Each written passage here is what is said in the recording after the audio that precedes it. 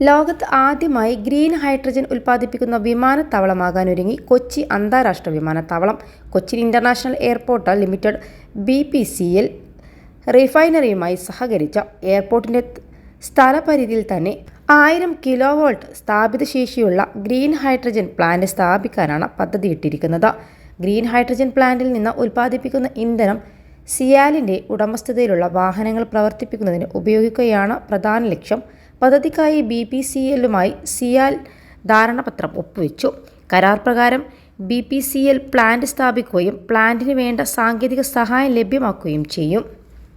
+2 degree കഴിഞ്ഞവർക്ക് world's first AR/VR class റൂമിലൂടെ smart phone engineer ആവാം. കൂടുതൽ അറിയാൻ വിളിക്കൂ ബ്രിഡ്കോ ആൻഡ് ബ്രിഡ്കോ. വൈദ്യുതിയും വെള്ളവും മറ്റും അടിസ്ഥാന സൗകര്യങ്ങളും സിയാൽ നൽകണം. പദ്ധതിയുടെ നിർമ്മാണ പ്രവർത്തനങ്ങൾ 2025 പൂർത്തിയാക്കുകയാണ് ലക്ഷ്യം. നിലവിൽ 50 മെഗാവാട്ട് സ്ഥാപിത ശേഷിയുള്ള സോളാർ ഹൈഡ്രോ പദ്ധതികളിലൂടെ 2 ലക്ഷം യൂണിറ്റ് വൈദ്യുതി സിയാൽ ദിവസേന ഉൽപ്പാദിപ്പിക്കുന്നുണ്ട്.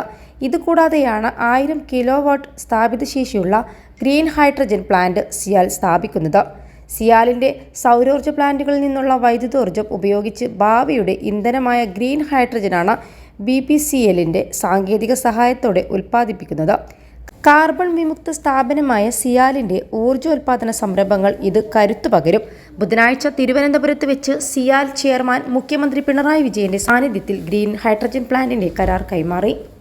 21 ലക്ഷത്തോളം സന്തുഷ്ടരായ ഉപഭോക്താക്കളും 2 ലക്ഷത്തോളം തിമിര ശസ്ത്രക്രിയകളും പൂർത്തിയാക്കിയ മലബാറിലെ ഏക കണ്ണാശുപത്രി അൽ സലാമ ഐ ഹോസ്പിറ്റൽ റോഡ്, പെരിന്തൽമണ്ണ.